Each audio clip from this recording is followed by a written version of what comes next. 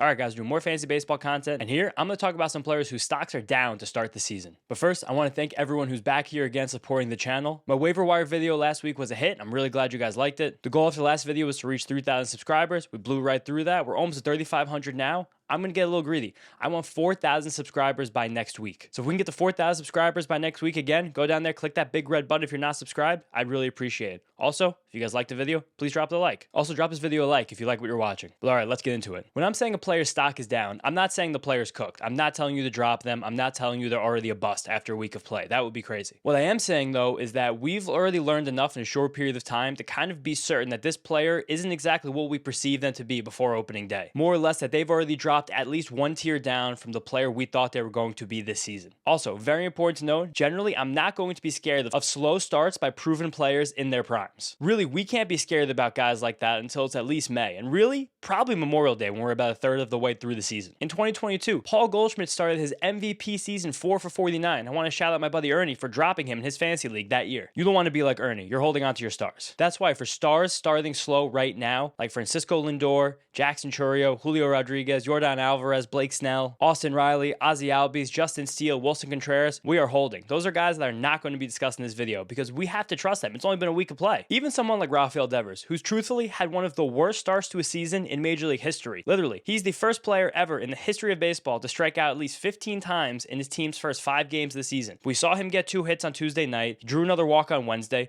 There's something happening with Devers. He's too good to be this bad, and it's too early to really sound alarm bells about players with as proven of track records and still as young as Rafael Devers. I am 99.9% sure he's still going to have a really good season. But as for guys I am definitely down on already, we have to start with Roki Sasaki. I hate to say that I told you guys so with Sasaki. He was barely ranked inside my top 50 starting pitchers heading into the season, and I picked him as my #1 bust in fantasy baseball this season on NBC Sports, who I write for. And everything we're seeing from Sasaki early are all of the fears I had with him heading into the season. The biggest issue being his fastball does not miss many bats, and he has no idea where it's going when he throws it. So far in the season, again, a very small sample size, Roki Sasaki has thrown 70 fastballs, and only 33 of those 70 have been inside the strike zone, with lots of bad misses. Of those 33 that have been in the strike zone, 19 have been in the heart of the strike zone. When I say the heart of the strike zone, I mean the dead center, exactly what you mean by the heart. A pitch in a spot that the hitter wants it. Now, going back to those whole 70 fastballs, only 32 have been swung at this season, and of those 32 fastballs that hitters have swung at against Sasaki, only 4 were swung and missed on. 4 swings and misses on his fastball already. I don't care how hard you're throwing your fastball. So Sasaki is not throwing his fastball for a strike more than half the time. When he does throw it in the strike zone, it winds up in the middle of the plate. And when it's in the strike zone, in the middle of the plate, or really wherever, hitters are simply not swinging through it. That is bad command and a recipe for disaster. Not being able to spot that fastball where he wants it has made Sasaki hesitant to attack hitters. And we're really seeing that so far because he has a 35% walk rate in his first 2 major league starts. 35%. He has walked more than a third of the batters he's faced so far as a major leaguer. No one else who's made multiple starts is even close to this. Will Warren's the closest guy through 1 start. He's walking about 20% of batters he's faced. Walking 1 in 3 hitters you face is ridiculous. No one can ever even be remotely close to being successful, even with a walk rate half as much as that. This is not someone who's close to dominating right now. Roki Sasaki's splitter is still amazing. I get that. He still throws his fastball hard. That helps a lot. But right now, with his command and as little swings and misses he's getting on that fastball, he is nowhere close to being dominant. And the whole key for Sasaki this year to be fantasy relevant was to be dominant because he's not going to throw many innings.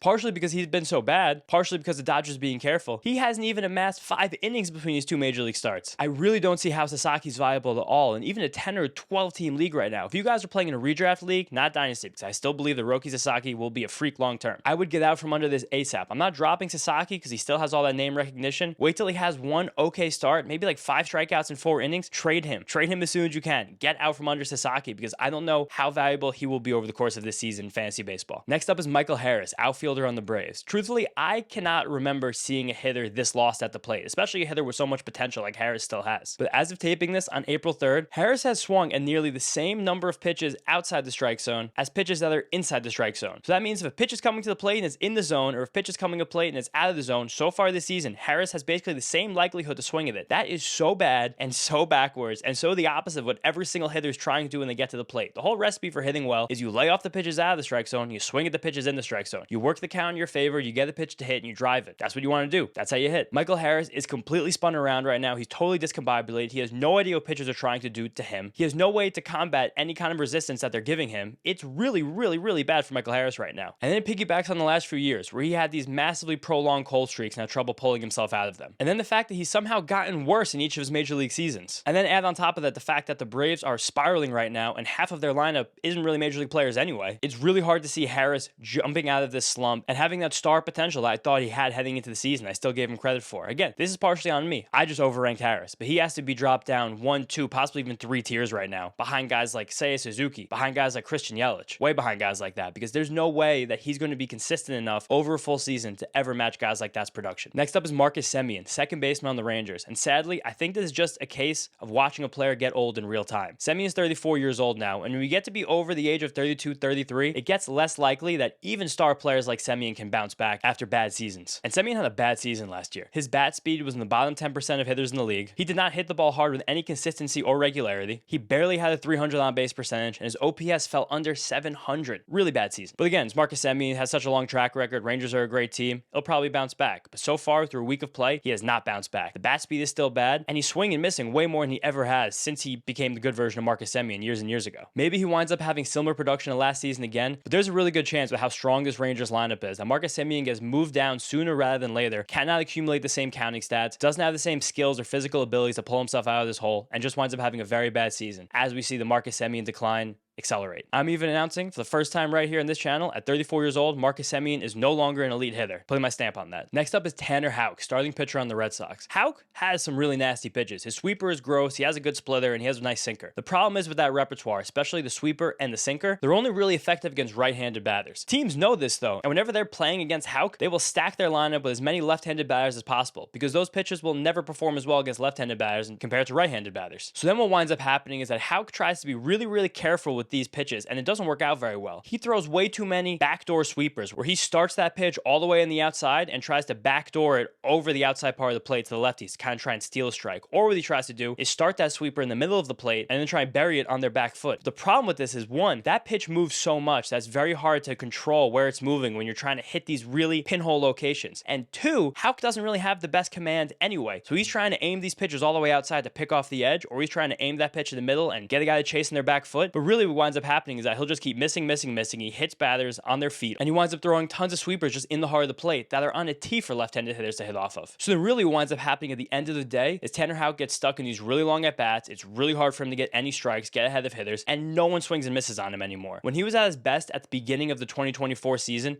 he was forcing swings and misses at about a 12, 13, sometimes even 14, 15% rate. Since July 1st of last season, his swinging strike rate is around 9%. That is one of the worst for any qualified starting pitcher in the entire league, and sits around the same rate as players like Colin Ray and Austin Gomber, not necessarily known as world beaters. His splitter is still good, and he'll still find his way to having good starts, but between pitching in Fenway Park, not having a recipe for lefties, and having a lot of stiff competition in his division that he's matched up with often, there's going to be a lot of laborious short starts for Tanner Houck, lots of blow-ups, not that many strikeouts, too many walks. It's not a good recipe for a starting pitcher. I'm dropping Tanner Houck in 10-team leagues, and desperately trying to trade him in my 12s. Next up is Xavier Edwards, shortstop on the Marlins. I think that I've gotten the most negative comments on this channel so far, mostly because I didn't even include Edwards in my shortstop ranking video, because I never saw him as really a viable target in points leagues. I'm basing this content on points leagues. If you're in a rotisserie league, Edwards is still a great player. It looks like he's going to steal upwards of 30 bases. That's something that is a lock. But in a points league, where those stolen bases don't have as much weight, we're looking at a player who's probably going to wind up hitting 270, 280 with 0 or maybe like 2 home runs. That's not viable at all. I just never bought into that 328 batting average last year. He doesn't hit the ball hard, and it just kind of winds up being a lot of back control by him to place the ball where it needs to go. That is a skill. He can definitely do that. It wouldn't surprise me again, truthfully, if he did sneak up to the 290, 300 batting average this year. But with even mild regression from the skills he has, again, this is a 270 hitter who'd be lucky to hit 5 home runs. Who I would be shocked if he hit 5 home runs. It's most likely hit something like 0, 1, or 2 homers this year. That is a useless player in points leagues, and someone that we all should be down on after a week of play. Next up is Ceddanne Rafaela, center fielder on the Red Sox. Rafaela has a few issues right now. Number one is that there's a big logjam forming in the Red Sox outfield. Wilyer Abreu, who has came out of the season blazing hot. Jarren Duran's an all-star caliber player. And Roman Anthony is tattooing the ball down AAA. He will be up in the majors soon. Not even to mention Masataka Yoshida, who's working his way back as well. So we basically have 5 viable outfielders there, and truthfully, Rafaela has by far the lowest offensive ceiling of that group. So far this season, he has the highest chase rate in the league. When I say chase rate, that means the rate at which he's swinging at pitches outside the strike zone. You don't want to be doing that. You especially don't want to be the one doing that more than anybody else in the league. Not very good. Also, some irony for Rafaela. On Wednesday, he drew his first walk since last August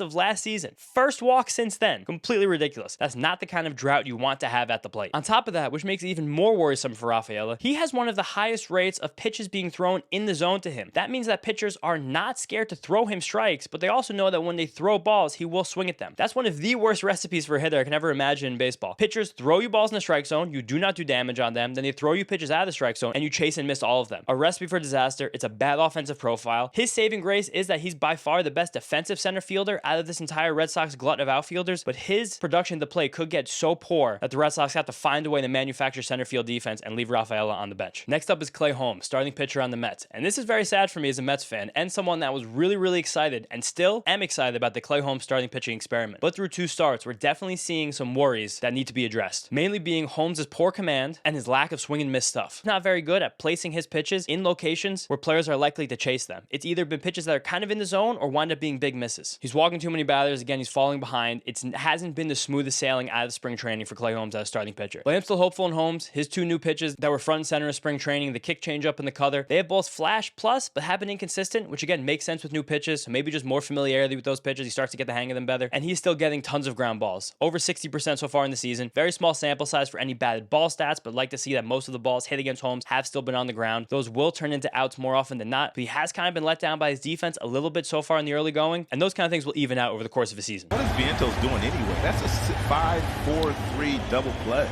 And he airmailed the catcher. Also with Holmes, it's definitely a mental thing. He has to relearn how to be a starting pitcher. He did it his whole life until a couple of years ago, and he's been the bullpen since then. He really has to get the hang of when to throw pitches, certain pitches, what to hold back for certain at-bats, 1 time, 2 time, possibly 1 day, 3 times around the batting order. Figuring out when to use which pitches at what times against which batters is a learning process, and Holmes will learn as the season goes on. The whole problem with Holmes and where he got at the end of spring training is the helium on his fantasy draft cost went ridiculous. He was being drafted sometimes from the top 40 starting pitchers in leagues. That was always way too lofty of expectations for someone heading back to the rotation that wasn't pitching as a starter for a long time. I'm getting dangerously close to buy low territory on Clay Holmes. If he gets dropped in your 12-team leagues, I would consider picking him up, but right now in a 10-team league, he's not really worth a roster spot. Next up, and this one pains me as one of my breakouts this season, it's Dylan Cruz, outfielder on the Nationals. This is not an award you ever want to win, but Dylan Cruz right now in Major League Baseball is the last player not to record a hit. You never want that to be you. Also with Cruz, much more worrisome than not actually having any hits fall is that he's striking out and swinging and missing at an exorbitant rate. He struck out at more than half his plate appearances and right now has one of the worst whiff rates in all of Major League Baseball. That's scary because when I put Cruz on my breakout list and really liked what I saw from him last year, I thought those skills were stable. He was a player that struck out fewer than league average and had a really good hit tool, putting his bat on the ball often. If he's not doing those things, this profile becomes very scary very quickly, and it's something that could lead to him being demoted back to the minor league, something I didn't even think was possible about 2 weeks ago. His saving grace is playing really good center field defense still, and I'm sure the Nationals will give him every chance to work out of this slump, but I am much lower on Dylan Cruz right now because of those small sample, extreme plate discipline metrics than I was heading into the season. Now I'm going to run through a few quick ones here. These are not players I'm as down of as the big list I just gave you, but definitely guys I am noticing and getting a little bit aware of and a tiny bit scared of. First up on that list is Mark Vientos, third baseman on the Mets. The body language has been bad, the at-bats have been bad, the defense has been bad, and he's taking that bad defense back to the plate in the box with him. He's kind of spiraling right now. I still trust the skill, I still trust the talent, I still trust the power, but I'm starting to be a little bit more aware that the Mark Vientos floor could be lower than we thought heading into the season. Next up is Matt Shaw, third baseman prospect on the Cubs. Shaw has a very strange swing where he's really closed off, and he also has well below average bat speed. That so far has made him not able to catch up to major league velocity, and I'd be really curious to see if he's able to click and figure that out before getting possibly sent back down to the minor league soon, because it's been a really horrible start to the season. Next up is Michael Toglia, first baseman on the Rockies. He always had a very boom or bust profile heading into the season with a lot of swing and miss in his game, and right now it's very much busting, with more than half his plate appearances resulting in strikeouts, one of the highest rates in the entire league. But also, he plays on the Rockies, and the Rockies have not played the game in Coors Field yet, so patience on the struggling Rocky. We're going to give Toglia another week or two to see if he can climb out of this. Then Mason Wynn, shortstop of the Cardinals, who is hitting 9th and doesn't seem like he's ever getting out of that spot anytime soon. The same problems are persisting with Mason Wynn, where the contact rate is just okay and the power's not really there. Don't see the fantasy value right now. And lastly, Trevor Story, shortstop on the Red Sox, looks horrible at the plate. One of the highest chase rates in the league. Still has really high strikeout rate. Not getting to any power. I really think the ship may have sailed on Trevor Story. I'm curious what the Red Sox do with him in that monster contract. But all right, guys, thank you so much for watching this video. If you guys have any questions about players whose stocks are down, questions about trades, questions about ad drops, questions about anything you want to do, anything ever in fantasy baseball, please drop in the comments below. I think I'm going to have a video ready this weekend, hopefully Saturday, fingers crossed, about players whose stocks are risen up in the season. And in that, I'm going to throw in some deep league ads for you guys because the waiver wire video will be coming on Monday again. That's going to become a weekly thing. Thank you guys so much for all the positive support I got on that video. Thank you for all the positive support again in this channel. If you guys are still here, you like what you're watching, please big red button down there, subscribe, give the video a like. Thank you again for being here, and I'll see you next time.